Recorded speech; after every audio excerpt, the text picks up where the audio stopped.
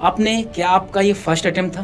जी sir, ये मेरा first attempt था। वो बच्चे जो एसएससी जेईई 2025 को टारगेट कर रहे हैं, मेरे हिसाब से प्रैक्टिस पे ही ज़्यादा जोर रखना चाहिए। क्वेश्चन कितने अटेम्प्ट किया था? शायद 91 या 92। सिलेक्शन के बाद कैसा फील हो रहा है? सर बहुत रिलीव्ड फील होता है, बहुत मतलब माइंड से बड़ी टेंशन हट जाती है। हेलो दोस्तों, नमस्कार। स्वागत है आप सभी का इंजीनियर अड्डा के ऑफिशियल प्लेटफॉर्म पर। आज ये पॉडकास्ट आप लोगों के लिए बहुत इंपॉर्टेंट होने वाला है, खासकर उन बच्चों को जो इस बार एसएससी जेईई, आरआरबी जेईई, किसी भी इंजीनियरिंग से रिलेटेड गवर्नमेंट जॉब की तैयारी कर रहे हैं।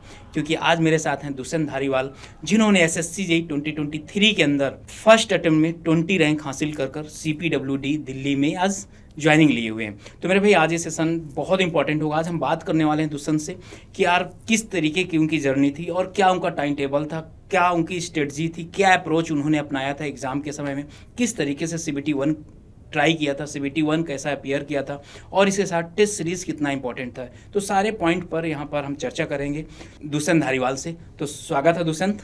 Thank you so much sir. मेरे कैसा लग रहा है? बहुत अच्छा लग रहा है sir. Thank you first of all मेरे को यहाँ पे इनवाइट करने के लिए, ये वेलकम भाई। अपॉर्चुनिटी देने के लिए। तो यार दुष्यंत, आज मैं आपसे कई पॉइंट पे बात करने वाला हूँ। आपने क्या आपका ये फर्स्ट अटेम्प्ट था? जी सर, ये मेरा फर्स्ट अटेम्प्ट था। ग्रेजुएशन मैंने 2021 में कर लिया था। उसके बाद मैंने एक अटेम्प्ट गेट का दिया था, बट वो मेरा खास इतना रहा नहीं।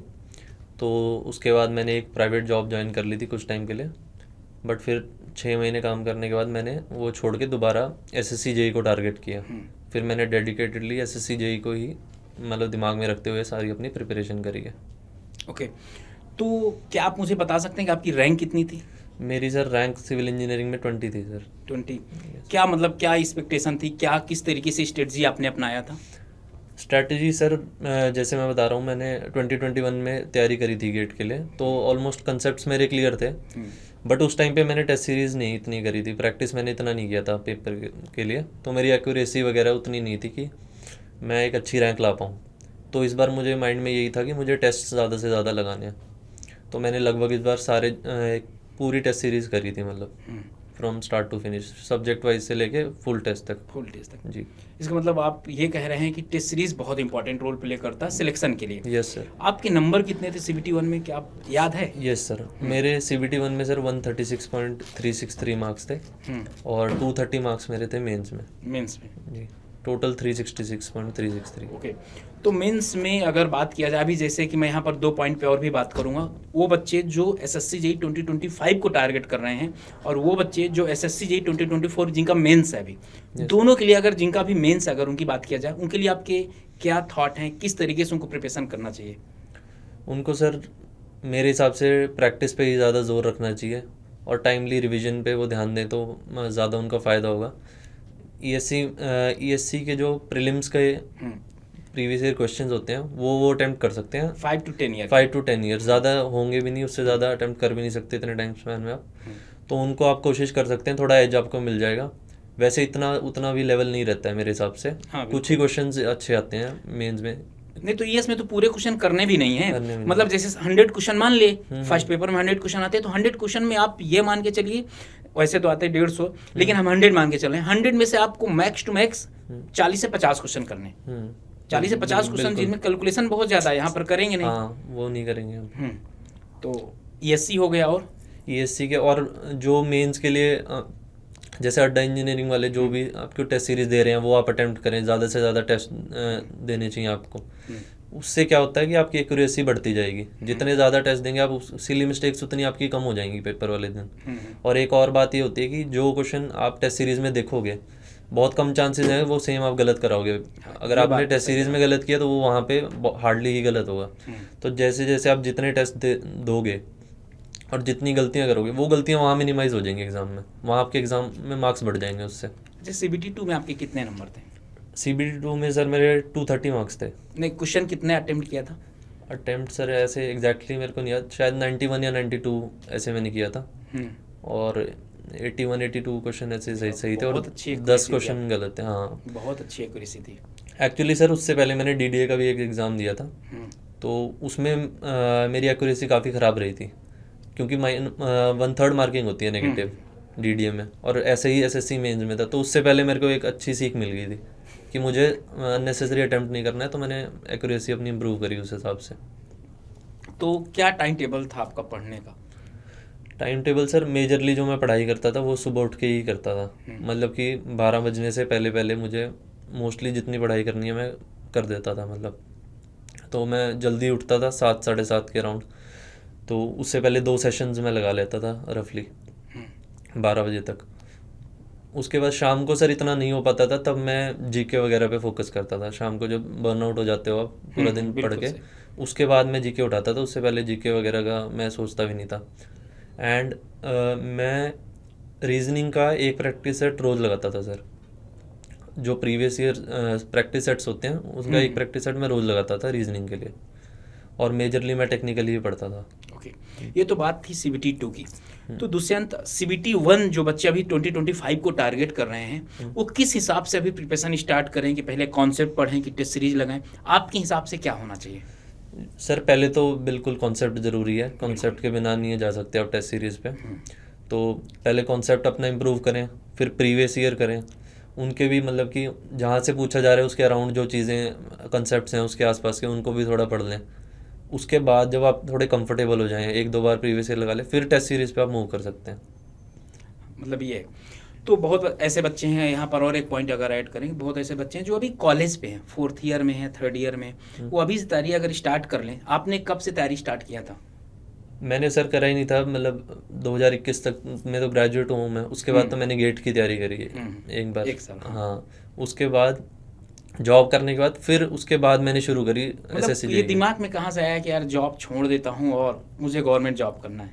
ये मोटिवेशन कहाँ से आया? सर उसमें स्टेबिलिटी नहीं थी उस वाली जॉब में। वो मैं अमेज़ॉन में करता था कस्टमर ऑपरेशंस में। तो उसमें नाइट शिफ्ट्स होती थी, तो वो लॉन्ग टर्म में हेल्थ के लिए भी अच्छा नहीं होता और वैसे भी। बिल्कुल सही। तो इसलिए मैंने डिसीजन लिया। तो उसके बाद मैंने अपना एसएससी जेई को टारगेट किया। मैंने कहीं पे सुना था कि अगर आप अच्छी तरह मेहनत करो तो एसएससी जेई में काफ़ी सीट्स होती हैं, आपका सक्सेस का चांस काफ़ी ज़्यादा है, अनलाइक ईएससी के को देखें अगर, क्योंकि वहाँ पे सीट्स भी काफ़ी अब रिड्यूस हो चुकी हैं।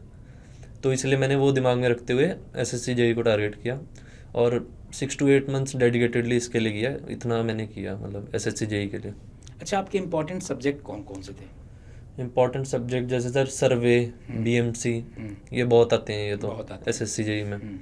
और स्ट्रक्चर वगैरह को आप इतना मतलब इम्पोर्टेंस देने की उतनी ज़रूरत नहीं है, क्योंकि ये कॉन्सेप्चुअल हैं। इनको पढ़ने में समझने में भी आपको टाइम लगेगा और प्रैक्टिस भी आपको ज़्यादा चाहिए इसमें। बिल्कुल। तो ये आप थोड़ा एंड में कर सकते हो इसको, स्ट्रक्चर वगैरह को, क्योंकि वो कंसेप्चुअल हैं, बच्चों को दिक्कत आती होगी उसमें। तो और उसके क्वेश्चंस भी इतने ज़्यादा नहीं आते, तो एंड में आप उसको शिफ्ट कर लो।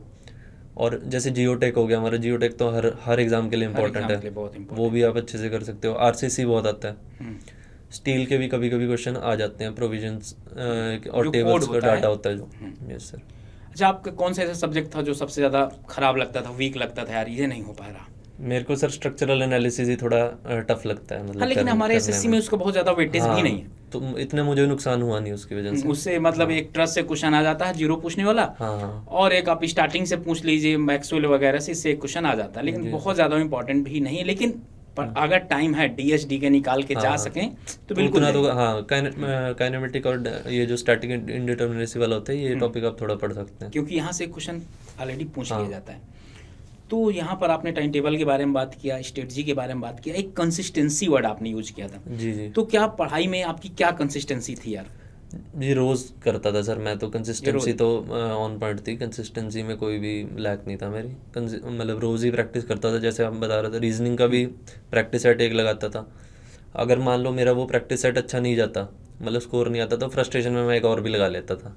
अरे वाह। तो वो 2-2 हो जाते थे इनके, तो आखिरी में काफ़ी एक्यूरेसी बढ़ गई थी मेरी उससे। जब कुछ बच्चों यहाँ पर मैं देखता हूँ जैसे फ्रस्ट्रेट हो गए, एक टेस्ट सीरीज लगाए, फ्रस्ट्रेट हो गए, तुमको लगता है कि यार रील्स देख लें, शॉर्ट्स देख लें, फ्रस्ट्रेशन डाउन हो जाता है, लेकिन आपने जस्ट अपोजिट अपनाया था। ये बहुत सही बच्चे आप लोगों के लिए सीख है। जब भी आप फ्रस्ट्रेट हो, ऐसा नहीं कि रील्स देखना स्टार्ट कर दें। भाई फ्रस्ट्रेशन आपके अंदर आया कैसे, सबसे बड़ी बात ये, जो फ्रस्ट्रेशन आपके अंदर आया तो जानो उसका रीज़न क्या है।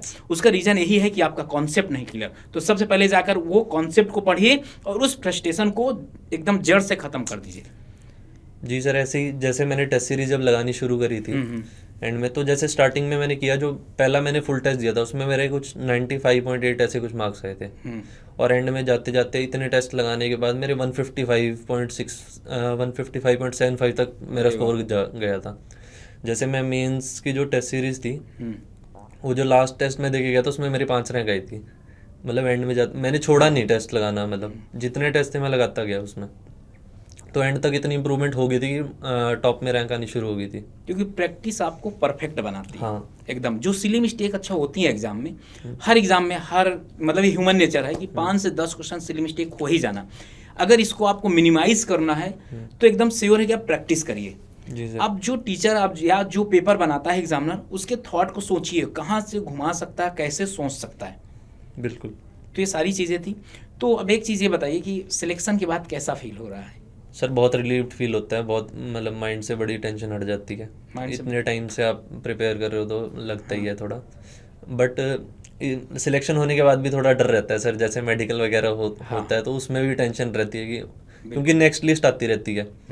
जैसे आप अपने डॉक्यूमेंट्स भेजोगे तो डिपार्टमेंट उनको वेरीफाई करके एक और लिस्ट, आपके पास वो बार बार 3-4 बार लिस्ट आती है वो, तो हमेशा डर बना रहता है कि क्या कि लिस्ट में नाम कहीं अपना हटा दें। हाँ, बिल्कुल ऐसा होता है। सिलेक्शन लेने के बाद ज़्यादा डर लगता है। सिलेक्शन लेने के बाद ज़्यादा डर लगता है क्योंकि आप उस मुकाम तक पहुंच चुके हैं। तो मेरे दोस्तों, आप लोग भी यार एकदम लग जाओ। 2025 में अगर तैयारी करना चाह रहे हैं तो अभी क्योंकि बेस्ट टाइम है। अगर इनके concept clear, practice, PYQ, MCQ करने के लिए भी इनके पास 7 से 8 महीने हैं, एकदम परफेक्ट तरीके से पढ़ सकते हैं। Yes sir. तो यहाँ पर आपसे अगर एक चीज़ और भी पूछूं कि बहुत ऐसे बच्चे होते हैं कि पढ़ते पढ़ते डिमोटिवेट हो जाते हैं, तो यार डिमोटिवेशन के समय आपने क्या यूज किया है और बच्चों को क्या यूज करना चाहिए? सर पहली बात तो गलतियां, जैसे आप बता रहे हो टेस्ट सीरीज का एग्जांपल लेके चलते हैं। अब आप मार्क्स नहीं आएंगे शुरू में, फ्रस्ट्रेशन होगी। हाँ। अगर आप वहाँ पे छोड़ दोगे तो वहीं रहोगे आप, उससे बढ़ने नहीं वाले मार्क्स। आप कुछ भी और चीज़ देखोगे, अपनी गलतियाँ ढूंढो उसमें, गलतियाँ ढूंढोगे मार्क्स बढ़ेंगे आपके अपने आप, आपको खुद इंप्रूवमेंट दिखेगी, अपने आप मोटिवेशन आ जाएगी, बढ़ते जाएंगे मार्क्स। ऐसे मोटिवेशन आप काम मतलब एफर्ट डालोगे तभी आएगी मोटिवेशन।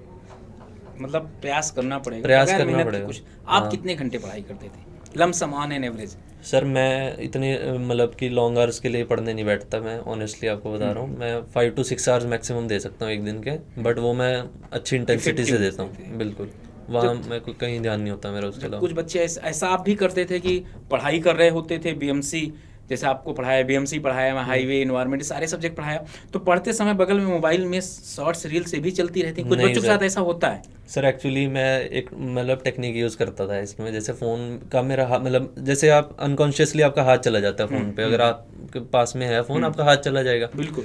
तो मैं ऐसे था कि मैं अपने घर में कहीं इधर उधर जा रहा हूँ तो मैं कभी अपने किचन में छोड़ आऊँगा फ़ोन अपना, कभी किसी दूसरे रूम में छोड़ दूंगा, तो मेरा ध्यान ही नहीं जाता वहाँ पे कि फ़ोन है भी मेरे आसपास। तो उससे काफ़ी मेरा तो हेल्प हुई थी। अच्छा, एक पेशेंस वर्ड बहुत बड़ा है। तो बच्चों के, आजकल बच्चों में देख रहा हूँ कि बहुत कम पेशेंस होता है। वो पता है अगर आते हैं कोचिंग करने, यार उनको ये चाहिए कि 2 महीने में सारा सब्जेक्ट खत्म कर दीजिए। नहीं सर, ये फिर तो नुकसान ही होएगा अगर इतनी जल्दी करोगे तो बहुत ऐसे बच्चे हैं कि सर 2 महीने में हमारा सिलेबस खत्म कर दीजिए। अगर SSC भी आपको 1 साल देती है टाइम प्रिपरेशन के लिए, तो आप बहुत अच्छे तरीके से आपने पढ़ाई किया। अच्छा, आपको जो सब्जेक्ट थे, जैसे यूट्यूब आपका मतलब मेरा यूट्यूब आपके लिए बहुत हेल्पफुल रहा। जी। तो बच्चों के लिए क्या संदेश है? जितने कॉन्सेप्ट सीख सकें, मतलब कि अच्छे रिसोर्सेज से, जैसे कि आपका चैनल है, वहाँ से ज़्यादा सीखने की कोशिश करें, ताकि फिर आपकी सिली मिस्टेक्स कम होंगी एग्ज़ाम में। बिल्कुल। तो फॉलो करते रहें जो सर सेशंस लाते हैं आपके लिए, उनको डेडिकेटेडली करिए। जो भी क्वेश्चन प्रैक्टिस या फिर कोई कॉन्सेप्ट सिखाते हैं तो पूरे ध्यान से सीखो उनको। अच्छा, आपके लिए कितना हेल्पफुल रहा? काफ़ी हेल्पफुल रहा सर। मेरे लिए जो कॉन्सेप्ट्स में दिक्कत आती थी मैं काफ़ी रेफ़र करता था बीच बीच में। जैसे मैं पूरे सब्जेक्ट तो नहीं पढ़ता था, जैसे कोई टॉपिक में दिक्कत आ रही तो मैं सर्च कर लेता था चैनल का नाम डाल के आपके, तो उसको रेफ़र कर लेता था बीच बीच में जहाँ मेरे को डाउट आ रहा है। तो थैंक यू दुष्यंत यार, आप बच्चों को बहुत अच्छे तरीके से समझाएं यार, तो बहुत बहुत धन्यवाद। और आप लोग से भी रिक्वेस्ट है यार, सीख लो ऐसी सारी चीज़ें। और मैं इसीलिए भाई आप लोगों के लिए पॉडकास्ट लाता रहता हूं, ताकि आप लोग भी यार सीख सकें और आपके माँ बाप का जो सपना है ना वो पूरा हो सके। तो मेरे भाई, इस बार SSC JEE 2024 और 2025 और आपके पास RRB JEE की वैकेंसी है, आपके पास UPSSC की वैकेंसी है, ये बहुत ढेर सारी आप लोगों के पास वैकेंसी है। और मुझे उम्मीद है कि अगला नंबर आपका है और आपके साथ भी पॉडकास्ट करेंगे। तो इसी के साथ bye bye, okay, thank you and love you all.